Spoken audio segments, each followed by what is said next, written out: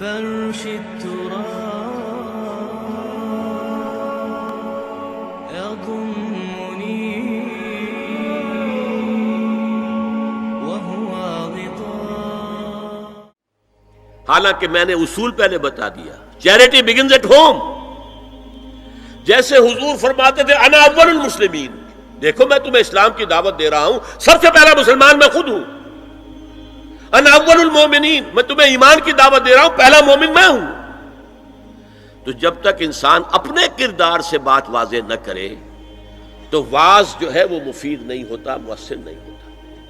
لہذا سب سے پہلے بات جو کی گئی وہ کی گئی ہے حضور کی ازواج مطہرات سے. اب اس ضمن میں جو اصلاحی اعمال آئے ہیں، احکام ان کو نوٹ کر لیجئے. ان کا آغاز ہوا ہے تدریجی اعتبار سے سورہ احزاب سے، اور سورہ احزاب سن 5 ہجری میں جو ہے نازل ہوئی ہے. ان کی تکمیل ہوئی ہے سورہ نور میں جو سن 6 ہجری میں نازل ہوئی. اور ایک بہت خوبصورت بات کہی، یہ مولانا امین احسن اصلاحی نے مجھے بتایا کہ ان کے استاد حمید الدین فراہی نے یہ کہا کہ سورہ احزاب میں گھر سے باہر کے پردے کا بیان ہے اور سورہ نور میں گھر کے اندر کے پردے کا بیان ہے. تو اصلاحی صاحب کہتے تھے کہ اس جملے نے میری آنکھیں کھول دی اور قرآن مجید روشن ہو گیا میرے سامنے. ورنہ اگر یہ بات سامنے نہ ہو تو آدمی اٹکتا ہے، جگہ جگہ پر اشکالات پیدا ہوتے ہیں. دیکھیے سورہ احزاب میں کیا کیا گیا. نمبر 1، پہلے خطاب ازواج مطہرات سے، بعد میں عام کر دیا گیا. نمبر 2، بتایا گیا کہ عورت کا اصل کردار کیا ہے، اس کی اصل جگہ کیا ہے، گھر. نمبر 3، استیزان کے حکم کا آغاز ہو گیا کہ گھروں میں اجازت لیے بغیر داخل نہ ہو. لیکن یہاں بھی صرف نبی کے گھر کی بات ہوئی ہے، عام نہیں. پھر محرموں کی ایک چھوٹی فہرست ہے جو سورہ احزاب میں آ گئی ہے، اور گھر سے باہر کے پردے کا حکم آ گیا ہے. یہ سورہ احزاب میں ہے. سورہ نور میں استیزان اب عام کر دیا، کسی بھی گھر میں داخل مت ہو جب تک اذن نہ لے لو. یہ دیکھیے تدریج، پہلے حضور کے گھروں میں داخل نہ ہو، اب کسی بھی گھر میں داخل نہیں ہو سکتے بغیر استیزان کے. اور احادیث مبارکہ میں اتنی سختی آئی ہے وہ میں بعد میں آپ کو بتاؤں گا. دوسرے یہ کہ گھر کے اندر پردہ جو محرموں سے پردہ ہے، محرموں سے پردہ. محرم کون ہوتا ہے یہ سمجھ لیجئے. محرم وہ ہے جس سے کبھی بھی کسی شکل میں کسی حالت میں شادی نہ ہو سکے. اب ایک آدمی جو ہے اس کے گھر میں فرض کیجئے کہ ایک بہن ہے، تو اس بہن کی دوسری بہن سے وہ شادی نہیں کر سکتا. اگر وہ بیوی مر گئی تو کر سکتا ہے کہ نہیں؟ اس لیے وہ محرم نہیں ہے، نامحرم ہے. سالی نامحرم ہے. آپ کا بھائی ہے، اس کی بیوی ہے، بھابھی ہے آپ کی، آپ دیور ہیں، بھابھی سے شادی تو نہیں کر سکتے. لیکن اگر بھائی کا انتقال ہو جائے تو آپ شادی کر سکتے ہیں. تو شادی ہو سکتی ہے تو وہ محرم نہیں ہوا، وہ نامحرم ہے. محرم صرف وہی ہے جس سے کبھی کسی حال میں شادی کا امکان نہ ہو. اس کی ابتدائی فہرست جو ہے سورہ احزاب میں ہے، تفصیلی فہرست جو ہے وہ سورہ نور میں ہے. اب دیکھیے گھر کے اندر بیٹھنے سے متعلق کیا بات کہی گئی. بزار اور ترمذی میں حضرت عبداللہ ابن مسعود سے نبی ایک وسلم کا یہ ارشاد نقل ہوا ہے، ان المرأۃ عورۃ، عورت چھپا کر رکھنے کی چیز ہے. ہمارے ایک نوجوان ساتھی نے ایک دفعہ مضمون لکھا تھا بڑا پیارا. انہوں نے کہا کہ قرآن مجید میں جو اشارات ہیں، حور مقصورات فی الخیام، وہ حوریں جو ہوں گی وہ خیموں کے اندر ہوں گی، وہیں رہیں گی. قصر کہتے روک دینے کو. باہر نہیں نکلتی وہ. مقصورات فی الخیام، حوروں کا کانہن لؤلؤ مکنون، ایسے ہوں گے کہ جیسے کہ موتی جسے چھپا کر رکھا جائے. عورت چھپا کر رکھنے کی شے ہے. المرأۃ کلھا عورۃ، عورت کہتے ہیں اس کو ہے جسے چھپا کر رکھا جائے.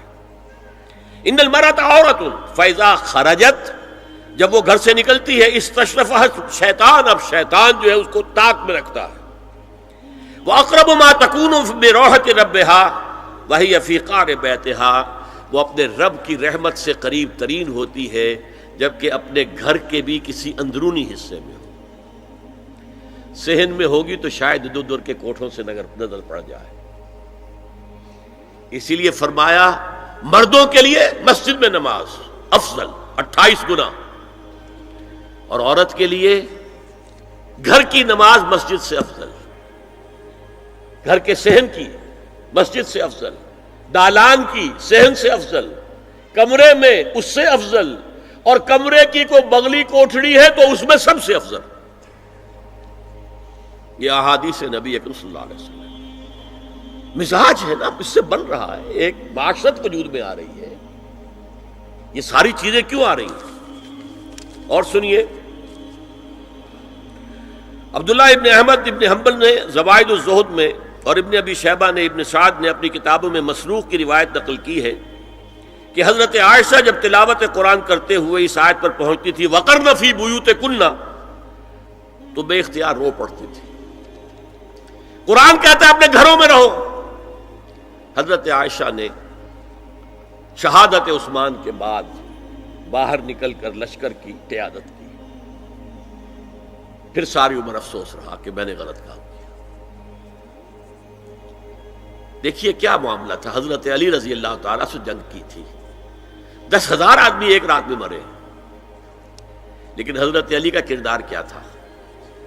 یہ نہیں کہ اب عائشہ شکست ہو گئی ہے تو لوڈی بنا لو. انا للہ و انا الیہ راجعون. اتنا احترام کیا ہے، مدینے کی چند عورتوں کو ساتھ دے کر بڑے احترام سے مدینے پہنچا دیا، وہاں کی عورتوں، کوفے کی عورتوں کو ساتھ دے کر، اور صرف یہ کہا کہ آپ کی یہ ذمہ داری نہیں تھی، آپ نے یہ ذمہ داری خام خواہ لے لی. صرف یہ، اور کچھ نہیں، کوئی ملامت نہیں.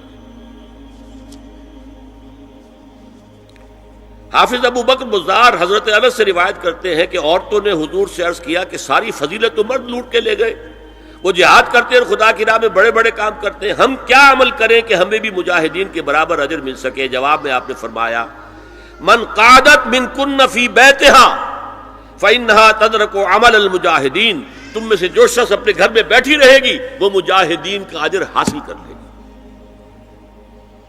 یہ ایک ہوا کا رخ ہے، بتایا جا رہا ہے، یہ نظام ہے جس کو اس شکل میں دیا جا رہا ہے. اب میں چاہتا ہوں سورہ احزاب کی جو آیات ہیں ان کے حوالے سے کچھ باتیں جو حکمت دین کی ہیں اور بہت اہم ہیں وہ آپ کے سامنے آ جائیں. دیکھیے میں نے سب سے پہلے آیت پڑھی تھی لَقَدْ كَانَ لَكُمْ فِي رَسُولِ اللَّهِ أُسْوَةٌ حَسَنَةٌ. اے مسلمانوں تمہارے لیے اللہ کے رسول کی زندگی میں ایک بہترین نمونہ ہے، اسوہ حسنہ ہے. ایک بات اس میں غور طلب ہے، مردوں کے لیے تو اسوہ کامل ہے. مرد اگر سپہ سالار ہے تو اسوہ موجود ہے حضور کا، مرد اگر صدر ریاست ہے، خلیفہ ہے تو اسوہ موجود ہے رسول کا، کوئی قاضی القضات ہے تو اسوہ موجود ہے رسول کا، کوئی کسی مسجد میں خطیب ہے، امام ہے تو اسوہ موجود ہے، باپ کی حیثیت سے اسوہ موجود ہے، شوہر کی حیثیت سے اسوہ موجود ہے کہ نہیں؟ مردوں کی کوئی حیثیت ایسی نہیں جس کے لیے اسوہ حضور کی زندگی میں نہ ہو. لیکن ایک خلا ہے، عورت کی نسوانی زندگی کے لیے تو حضور کی زندگی میں کوئی اسوہ نہیں ہو سکتا. حضور مرد ہے. یہ ہے فلسفہ، یہ ہے حکمت دین کہ جس صورت میں یہ آیت آئی لَقَدْ كَانَ لَكُمْ فِي رَسُولِ اللَّهِ أُسْوَةٌ حَسَنَةٌ لِمَنْ كَانَ يَرْجُو اللَّهَ وَالْيَوْمَ الْآخِرَ وَذَكَرَ اللَّهَ كَثِيرًا، اے لوگو، اے مسلمانوں، تمہارے لیے اللہ کے رسول کی زندگی میں ایک اسوہ کامل ہے، عمدہ اسوہ ہے، ہر اس شخص کے لیے جو اللہ کا امیدوار ہے اور یوم آخر کو بھی مانتا ہے اور اللہ کا ذکر کرتا ہے کثرت سے۔ اب اس خلا کو پر کیسے کیا جائے؟ حضور کی ازواج کو بنایا گیا اسوہ خواتین کے لیے،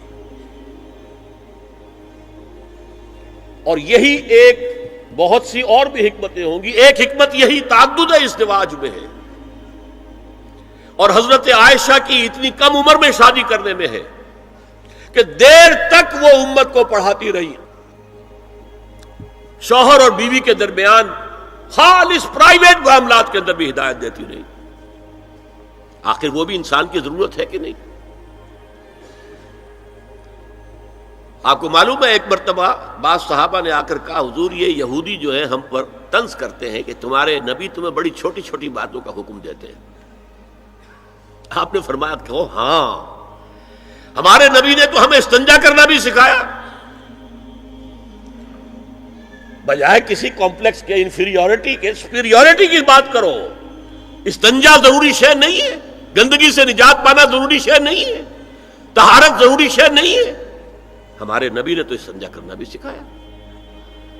تو تعلق زن و شو کون بتائے گا؟ حضور بتائیں گے کسی کو؟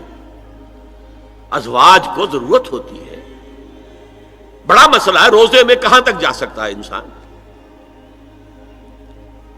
آخر کون بتائے گا؟ ازواج مطہرات نے بتایا۔ تو اسوہ بنانے کے لیے دیکھیے یہ آیات آئی ہیں، یہ 3 آیتیں سورہ احزاب کی یوں سمجھیے کہ نچوڑ ہیں اس مسئلے میں۔ یا نساء النبی لستن کاحد من النساء، اے نبی کی بیویوں تم عام عورتوں کے مانند نہیں ہو۔ تو کیا وہ عورتیں نہیں تھیں؟ عورتیں تو تھیں۔ کیا ان کے احساسات عورتوں والے نہیں تھے؟ وہ تو تھے۔ کیا بات ہے؟ تم نبی کی بیویاں ہو، تمہیں اسوہ بننا ہے۔ ان اتقیتن فلا تخضعن بالقول، اگر تمہیں واقعی اللہ کا تقوی اور خوف ہے تو کسی اجنبی سے اگر بات کرنے کی ضرورت پیش آ جائے تو اپنی آواز میں لوچ مت پیدا کرو۔ فیطمع الذی فی قلبہ مرض، کہ جس شخص کے دل میں کوئی روگ ہے، گندگی ہے، وہ کوئی آس لگا بیٹھے کہ یہ جو مجھ سے گفتگو کر رہی ہیں، جس انداز میں کر رہی ہیں، جس لگاوٹ کے ساتھ کر رہی ہیں، تو کوئی نہ کوئی موقع ہے میرے لیے۔ انا للہ و انا الیہ راجعون، کرخت آواز میں بات کرو۔ وقلن قولا معروفا، اور معروف بات کہو صرف، اس سے آگے بڑھنے کی کوئی ضرورت نہیں۔ وقرن فی بیوتکن ولا تبرجن تبرج الجاہلیۃ الاولی، اور قرار پکڑو اپنے گھروں میں، وقار کے ساتھ رہو اپنے گھروں میں، تمہاری اصل جگہ گھر ہے، باہر نکلنا تمہارا کام نہیں ہے۔ ہاں ضرورت ہو سکتی ہے، اس کا بعد میں ذکر آ جائے گا، لیکن فلسفہ کیا ہے؟ عورت کی اصل جگہ اس کا گھر ہے۔ جو ڈیوٹیز کی تقسیم کر دی گئی ہے اللہ کی طرف سے، اس میں عورت کا اصل مقام اس کا گھر ہے۔ میں حدیث سنا چکا ہوں کہ جب گھر سے عورت نکلتی ہے تو شیطان تاکتا ہے اس کو، اور پھر ظاہر بات ہے کہ اس سے جو فتنے پیدا ہوتے ہیں وہ سب شیطان کے ذریعے سے ہوتے ہیں۔ ولا تبرجن تبرج الجاہلیۃ الاولی، اور جو جاہلیت تھی، اسلام کے آنے سے پہلے کا جو دور تھا، اس میں جس طرح تم بند سمر کر اور لوگوں کی نگاہوں میں آنے کے لیے نکلتی تھی، اب وہ طریقہ اختیار نہ کرو۔ دیکھیے یہ بھی ایک بڑا نفسیاتی نکتہ ہے۔ مرد کے اندر قوت ہے، وہ اپنی قوت کا ظہور چاہتا ہے، کبھی جی چاہتا ہے دیوار کو کندھا دے مارے، راستہ چلتے کسی کو لگا کندھا، قوت ظہور چاہتا ہے۔ عورت کے پاس سب سے بڑا سرمایہ اس کا نسوانی حسن ہے، جسمانی طاقت تو نہیں ہے نا، اس کے اندر ایک ارج ہے کہ اپنے آپ کو ظاہر کرے۔ اس کا نام تبرج، بروج کہتے تھے ان برجیوں کو کہ جو فصیلوں کے اوپر ہوتی تھی، اور ظاہر بات ہے دور سے مسافر آ رہا تو پہلے تو برجی نظر آتی تھی نا، تو نگاہوں میں آنا، نگاہوں میں کھپنا، یہ تبرج ہے۔ تو تم جس طرح پہلے بناؤ سنگھار کر کے نکلا کرتی تھی، اور تبرج الجاہلیہ اب وہ چھوڑ دو۔ وَأَقِمْنَ الصَّلَاةَ وَآتِينَ الزَّكَاةَ، اور نماز قائم رکھو، زکوٰۃ ادا کرو، وَأَطِیعُوا اللَّهَ وَرَسُولَهُ، اور اللہ اور اس کے رسول کی اطاعت پر کاربند رہو۔ اب آئے الفاظ جو اہم ترین ہیں، انما یرید اللہ لیذھب عنکم الرجس اہل البیت ویطہرکم تطہیرا۔ اے نبی کے گھر والیو، اللہ یہ چاہتا ہے کہ تم سے ہر طرح کی برائی، ہر طرح کی ناپاکی کو دور کر دے اور تمہیں پاک کر دے۔ پاک کرنا کر، خوب خوب خوب خوب، تطہیرا، یطہرکم تطہیرا۔ کیوں؟ تمہیں نمونہ بننا ہے، تمہیں اسوہ بننا ہے۔ یہ الفاظ اصل میں آئے ہیں قرآن مجید میں ازواج مطہرات کے بارے میں۔ سارا جملہ چل رہا ہے یا نساء النبی سے۔ ہمارے کچھ دوستوں نے اسو کہا ہے کہ اہل بیت سے مراد حضرت علی، حضرت فاطمہ، حضرات حسنین ہیں۔ وہ بھی حضور نے فرمایا، میں نے ایک ٹی وی مذاکرے کے اندر بھی جب کچھ حضرات یہ کہہ رہے تھے کہ اہل بیت تو اصل میں وہ ہیں، میں نے کہا نہیں، اصل میں بیویاں ہیں لیکن وہ بھی اہل بیت ہیں۔ حضور نے ایک چادر میں جب سمیٹا سب کو، تو یہ بھی اللہم ہؤلاء اہل بیت، یہ بھی میرے اہل بیت ہیں۔ سلمان منا اہل البیت، سلمان بھی ہمارے اہل بیت میں سے، جو جتنا قریب ہوا۔ لیکن قرآن میں یہ لفظ آتا ہے صرف بیویوں کے لیے، ازواج کے لیے۔ حضرت ابراہیم کے پاس جب فرشتے آئے تھے حضرت اسحاق کی ولادت کی خبر دینے کے لیے، تو جب حضرت سارہ نے سنا تو وہ آئیں اپنے دوہتر مارتی ہوئی اپنے پیشانی پر، آلد وانا عجوز وہذا بالی شیخا، کیا میں جنوں گی اب جبکہ میں بوڑھی پھونس ہو گئی ہوں اور میرا یہ شوہر جو ہے یہ بھی بوڑھا پھونس ہے۔ 100 برس کی عمر تھی حضرت ابراہیم علیہ السلام کی، اور کتنی ہوگی اس کے آس پاس ہی ہوگی، 90-95 حضرت سارہ ہوگی۔ اس کو فرشتوں نے کہا تھا کہ کیا آپ اللہ کی رحمت سے مایوس ہو گئی؟ السلام علیکم وبرکاتہ اہل البیت، اے نبی کے گھر والی، اے نبی کے گھر والو، تم پر اللہ کی سلامتی ہو، رحمت ہو۔ تو اہل بیت کا لفظ قرآن میں 2 جگہ آیا ہے، یا حضرت سارہ کے لیے حضرت ابراہیم کی زوجہ، اور یا نساء النبی، تمہیں تو پاک کرنا ہے، پوری طرح پاک کرنا ہے، پوری طرح پاک کرنا ہے تاکہ تم اسوہ بن جاؤ۔ جو خلا ہے اسوہ محمدی میں صلی اللہ علیہ وسلم، وہ تمہارے ذریعے پورا کرنا ہے۔ اس لیے پہلا خطاب جو ہے، اب یہ دونوں باتوں سے ہو گیا، ایک تو چیریٹی بگنز ایٹ ہوم، جو بھی اصلاح کا عمل ہو گھر سے ہونا چاہیے، اور نمبر 2 یہ کہ ازواج مطہرات کو امت کی تمام خواتین کے لیے ہمیشہ کے لیے اسوہ بنانا ہے۔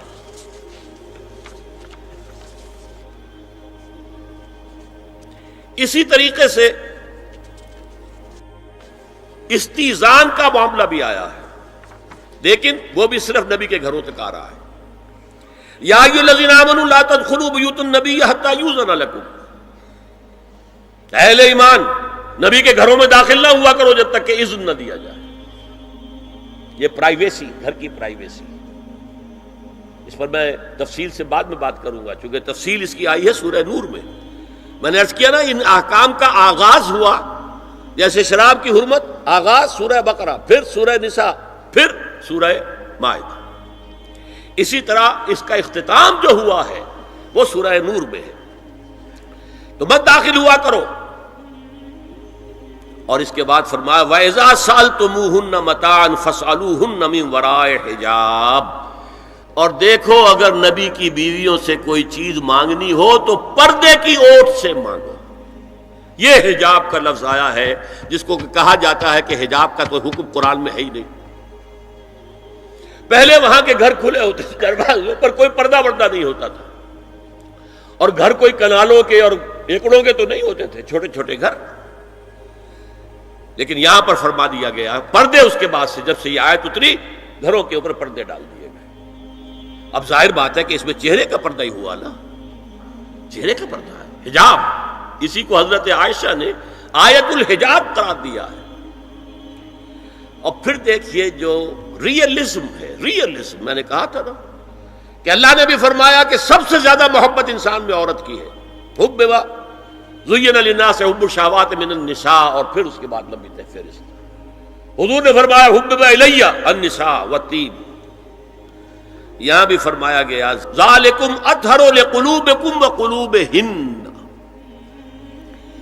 یہ زیادہ پاکیزہ بات ہوگی تمہارے دلوں کے لیے بھی اور ان کے دلوں کے لیے بھی۔ اگر نبی کی بیوی بے حجاب تمہارے سامنے آ جائے گی تو وہ نبی کی بیوی ہے اور ازواج مطہرات ہونے کی حیثیت سے تمہاری ماں بھی ہے، لیکن ایک عورت بھی تو ہے، اور تم چاہے صحابی ہو کچھ بھی ہو، تم مرد بھی تو ہو۔ یہ مرد اور عورت کے درمیان جو کشش ہے یہاں بھی اس کا ساس۔ نبی کی بیویوں کو بھی یہ نہیں کہا کہ اس سے ماوراء ہے، معصوم تو کوئی نہیں نبی کے علاوہ، وہ تو اللہ کہہ رہا ہے ہم تمہیں پاک کر دینا چاہتے ہیں، پوری طرح پاک کر دینا چاہتے ہیں تاکہ تم تمام خواتین امت کے لیے اسوہ بن جاؤ۔ فرمایا یہ جو پردے کی اوٹ سے کوئی شے لینا دینا ہے، اس سے یہ تمہارے دلوں کے لیے بھی زیادہ پاکیزہ بات ہے اور ان کے دلوں کے لیے بھی۔ یہ ہے اللہ تعالی کا حکم سورہ احزاب کے اندر۔ اس کے بعد اسی سورہ احزاب میں اس سے جو مستثنا ہے، گھروں میں اذن لیے بغیر بھی داخل ہو سکے، جن کے سامنے ازواج مطہرات اپنے کھلے چہرے کے ساتھ آ سکتی تھی، ان کی ایک فہرست دی گئی۔ یہ مختصر فہرست ہے۔ لا جناح علیہن فی آبائہن ولا ابنائہن ولا اخوانہن ولا ابناء اخوانہن ولا ابناء اخواتہن ولا نسائہن ولا ما ملکت ایمانہن واتقین اللہ ان اللہ کان علی کل شیء شہیدا۔ کوئی حرج نہیں ہے ازواج مطہرات پر ان کے باپوں کے سلسلے میں۔ ابو بکر آئے تو جائیں سیدھے حضرت عائشہ کے حجرے میں، کون روکے گا؟ اور بیٹوں کے اور ان کے بھائیوں کے اور ان کے بیٹوں کے بھائی بھتیجے اور ان کی بہنوں کے بیٹے یعنی بھانجے، ولا نسائہن، نسائہن اس کو میں چاہتا ہوں نوٹ کریں آپ، اپنی عورتیں، جان پہچان کی عورتیں، اجنبی عورتیں نہیں۔ اس پر مزید گفتگو ہوگی سورہ نور کے حوالے سے۔ ولا ما ملکت ایمانہن، اور جو ان کے ملک یمین ہیں، ان میں ایک رائے یہ ہے کہ مراد صرف باندیاں ہیں اور ایک مراد یہ ہے کہ اس میں مرد غلام بھی شامل ہیں۔ ایک رائے یہ ہے کہ مرد غلام جب تک کہ ابھی وہ بالغ نہ ہو، بچہ ہو۔ بہرحال یہ آراء ہے علیحدہ۔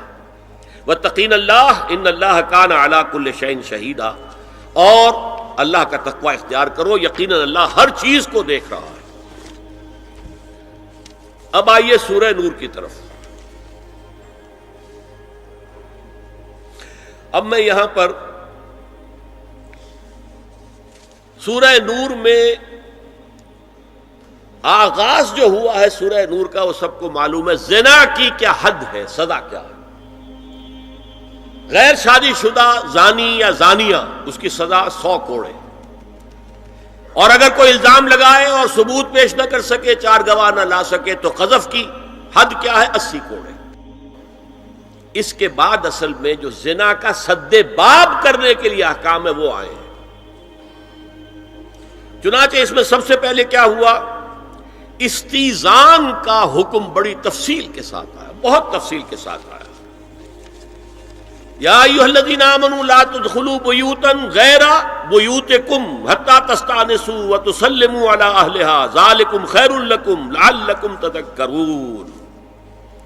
اہل ایمان ہرگز مت داخل ہو اپنے گھروں کے علاوہ کسی اور گھر میں جب تک کہ تم ان کے ساتھ مانوس نہ ہو جاؤ، اذن نہ لے لو، ان پر سلام نہ کرو، یہی تمہارے لیے خیر بہتر ہے۔ اس کے بعد تفصیل آئی ہے، اس میں میں اس وقت نہیں جا رہا ہوں۔ اور جو لوگ اس پر عمل نہیں کرتے ان کے بارے میں قرآن مجید کیا کچھ، حضور کیا کچھ فرما رہے ہیں یہ آپ سن لیجئے، بہت سخت احکام ہے۔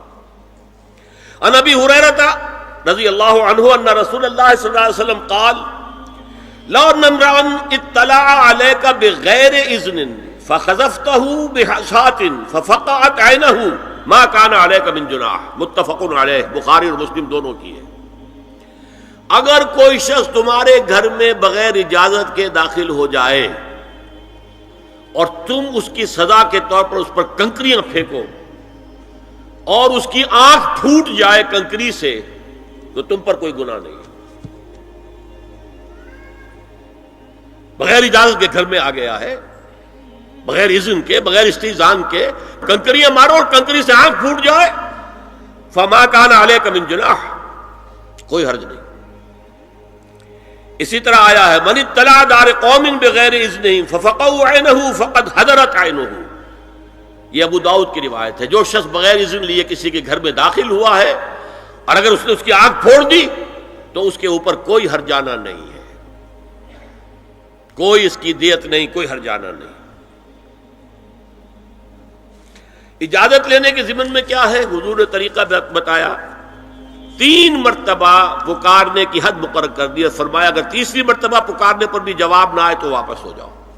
قرآن میں بھی ہے اذا قیل لکم ارجعوا فارجعوا، اگر تو وہ کہتے چلے جاؤ، ملاقات نہیں ہو سکتی، چلے جاؤ. ہاں اگر آپ ٹائم لے کر آئے ہیں تب بات دوسری ہے، پھر تو اس کو ملنا ہے.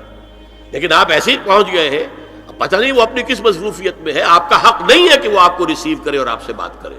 اذا قیل لکم ارجعوا فارجعوا. اور برا نہ مانو کہ میرا یہ معاملہ کیا، میں آیا تھا اور مجھے جو ہے مجھ سے ملاقات نہیں کی، نہیں.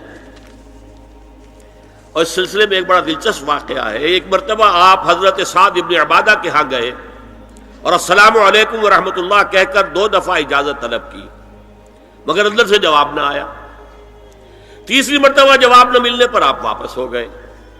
حضرت سعد اندر سے دوڑ کر آئے اور عرض کیا یا رسول اللہ، میں آپ کی آواز سن رہا تھا مگر میرا جی چاہتا تھا کہ آپ کی زبان مبارک سے میرے لیے جتنی بار بھی سلام و رحمت کی دعا نکل جائے اچھا ہے. تیسری مرتبہ بھی آپ کہیں. پھر دوڑ کر آئے اور لپٹ گئے حضور سے صلی اللہ علیہ وسلم. یہ ہے استیزان کا معاملہ. اب آ رہی ہے اصل آیت. قل للمؤمنین یغضوا من ابصارہم ویحفظوا فروجہم ذالک ازکی لہم ان اللہ خبیر ما یصنعون. وقل للمؤمنات یغضضن من ابصارہن ویحفظن فروجہن ولا یبدین زینتہن الا ما ظہر منها وَلْيَضْرِبْنَ بِخُمُرِهِنَّ عَلَى جُيُوبِهِنَّ وَلَا يُبْدِينَ زِينَتَهُنَّ إِلَّا لِبُعُولَتِهِنَّ أَوْ آبَائِهِنَّ أَوْ آبَاءِ بُعُولَتِهِنَّ أَوْ أَبْنَائِهِنَّ أَوْ أَبْنَاءِ بُعُولَتِهِنَّ أَوْ إِخْوَانِهِنَّ أَوْ بَنِي إِخْوَانِهِنَّ أَوْ بَنِي أَخَوَاتِهِنَّ أَوْ نِسَائِهِنَّ أَوْ مَا مَلَكَتْ أَيْمَانُهُنَّ أَوِ التَّابِعِينَ غَيْرِ أُولِي الْإِرْبَةِ مِنَ الرِّجَالِ أَوِ الطَّفْلِ الَّذِينَ لَا يَظْهَرُوا عَلَى عَوْرَاتِ النِّسَاءِ وَلَا يَضْرِبْنَ بِأَرْجُلِهِنَّ لِيُعْلَمَ مَا يُخْفِينَ مِنْ زِينَتِهِنَّ وَتُوبُوا إِلَى اللَّهِ جَمِيعًا أَيُّهَا الْمُؤْمِنُونَ لَعَلَّكُمْ تُفْلِحُونَ. یہ لمبی آیت ہے. اہل ایمان، اے نبی کہہ دیجئے اہل ایمان مردوں سے اپنی نگاہیں نیچی رکھا کریں اور اپنی شرمگاہوں کی حفاظت کریں. یہی ان کے لیے زیادہ پاکیزہ عمل ہے. ان اللہ خبیر بما یصنعون، اور جو کچھ وہ کر رہے ہیں اللہ اس سے واقف ہے. وقل للمؤمنات یغضضن من ابصارہن، اور مومن عورتوں سے بھی کہہ دیجئے کہ وہ اپنی نگاہیں جو ہیں نیچی رکھا کریں. ویحفظن فروجہن، اپنی شرمگاہوں کی حفاظت کریں. ولا یبدین زینتہن الا ما ظہر منہا، اور اپنی زینت کو ظاہر نہ کیا کریں سوائے اس کے کہ جو بالکل ظاہر ہو جائے، از خود ظاہر ہو. دیکھیے سب سے پہلے میں آپ کو بتا چکا ہوں کہ یہ گھر کے اندر کا پردہ ہے. نگاہیں نیچی رکھنا گھر کے مرد بھی اور گھر کی عورتیں بھی.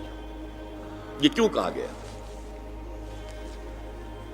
آج آپ کے علم میں نہیں ہوگا انسیسٹ کس قدر تیزی سے پھیل رہا ہے مغرب کے اندر. انسیسٹ کہتے ہیں باپ کا اپنی بیٹی سے ملوث ہو جانا، ماں کا اپنے بیٹے سے ملوث ہو جانا، بہن بھائیوں کا آپس میں زناکاری کرنا، یہ انسیسٹ کہلاتا ہے. اس وقت امریکہ میں سب سے زیادہ جو پریکٹس ہے وہ سائیکیٹرسٹ کی ہے. بڑی فیسیں ہیں، بڑی دوائیں ہیں. جو فارماسیوٹیکل انڈسٹری ہے اس میں بھی سب سے زیادہ فلرشنگ وہ دوائیں ہیں کہ جو ذہنی امراض کی. اور مجھ سے وہاں کئی سائیکیٹرسٹ نے کہا ذہنی امراض کا سب سے بڑا سبب انسیسٹ ہے. بیٹی سے زنا کیا باپ نے، بیٹی کے دل پر جو داغ لگ گیا ہے اس کا دماغی توازن ٹھیک نہیں رہتا.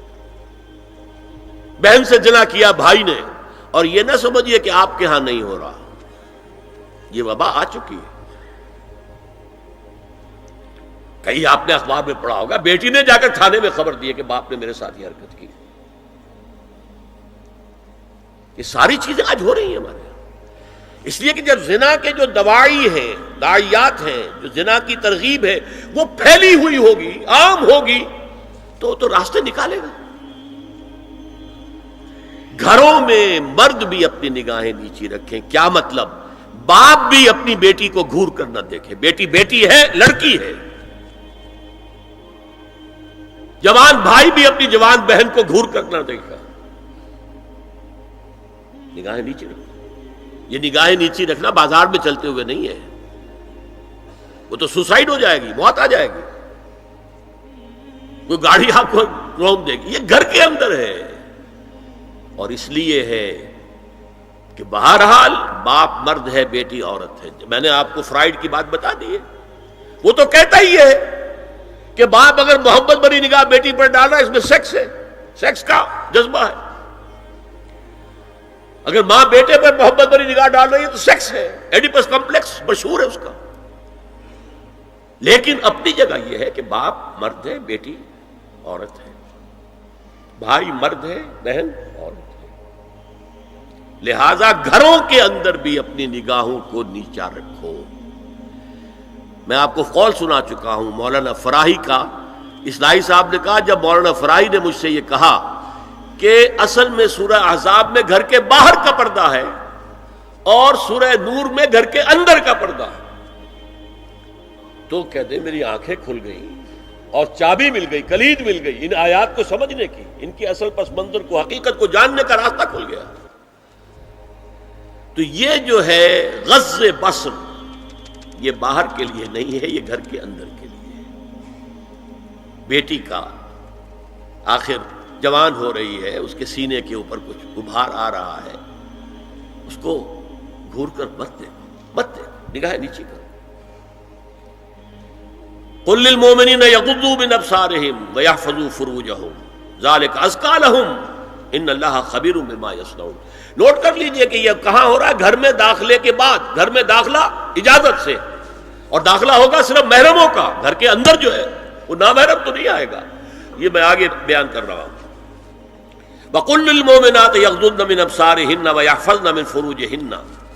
اور کہہ دیجئے مومن عورتوں سے بھی کہ وہ بھی اپنی نگاہیں جھکا کر رکھیں اور اپنی شرمگاہوں کی حفاظت کریں. وَلَا يُبْدِينَ زِينَتَهُنَّ إِلَّا مَا ظَهَرَ مِنْهَا. اس ٹکڑے پر بڑا قیل و قال ہے جدید مفکرین اور جدید دانشوروں نے کہ وہ اپنی زینت ظاہر نہ کرے سوائے اس کے جو خود ظاہر ہو جائے. وہ کہتے ہیں اس میں چہرہ بھی شامل ہے،